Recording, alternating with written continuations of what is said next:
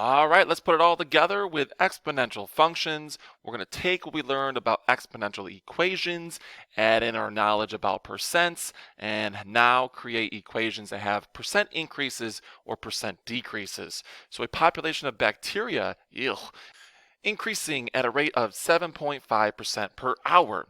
If there were originally 275 bacteria, which of the following equations models the population of bacteria after H hours?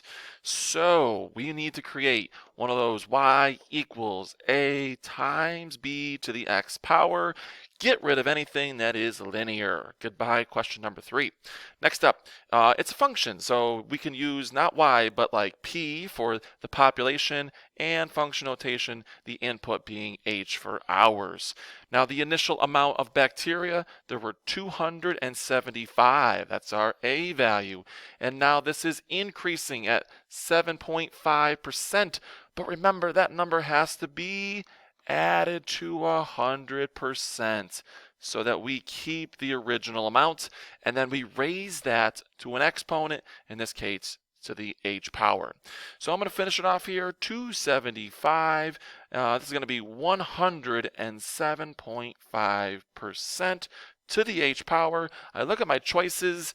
Oh man, I don't have any percents inside the parentheses because they move the decimal, right? So definitely not going to be that, not going to be that. But this one right here, yes, moved 2 times, and that would be your equation.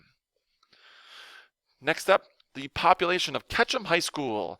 It has been decreasing by 5% every year. If the population is currently at 2,600 students, which is the closest to its population 2 years from now. So we need to think about all the pieces that go into this. The population of students in like y years, okay? So what did we start with? Well, 2,600. Initial value goes out in front. It's decreasing. So this time I think about 100% minus 5%. I'm going to do that for so many years. Now, 2,600 times, well, 95%, and the exponent is the number of years, in this case, 2 years. And there is a good start to what we need to put into the calculator, but before we do that, remember that all percents must be changed to a decimal. We move that 2 times, make it 95 hundredths to the second power. Now it's time for the calculator. 2,600 students were in the building.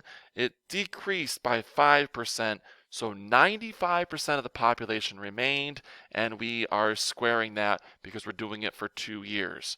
That will give us the number of students that are left, 2,346.5. Let's round up that half a student to 47. So that's going to be the closest answer, 2, 3, and already my memory is bad, 4, 7 if we round it up, and there it is, choice number 2. Last one in this form, Max deposits money in a savings account. Here we go again, 3.5% interest, and Max is going to initially start with $450 in the account, and he's going to keep it in there for 5 years, not going to take any out, not going to add any. How much are we going to end up with after that 5-year period? Well, if you want to write this as a whole function, maybe S for savings, and then this is based on the number of years. We could use Y, we could use T. We always start with the initial amount, 450. This is an increase, so I'm going to add it to 100%. I'm not going to show it this time, but 3.5% added to 100 is 103.5%. Bam. And then we want to do that for Y years. Well, $450 is what we start with. We move that decimal 2 times, 1.035, and this is done over a 5-year period. The only way you're going to be able to do this really is with a calculator, so please have one with you when we do the quiz questions. 450 parenthesis, if you have a graphing calculator, you just basically type everything that you see, including parentheses. How do we get to an exponent that is bigger than 2? It's going to be the up arrow and then a 5. All right, there you have it. Press enter $543 and like 46 cents, okay? So 543 and 46 cents is what we were looking at. All right, good luck with your quiz questions.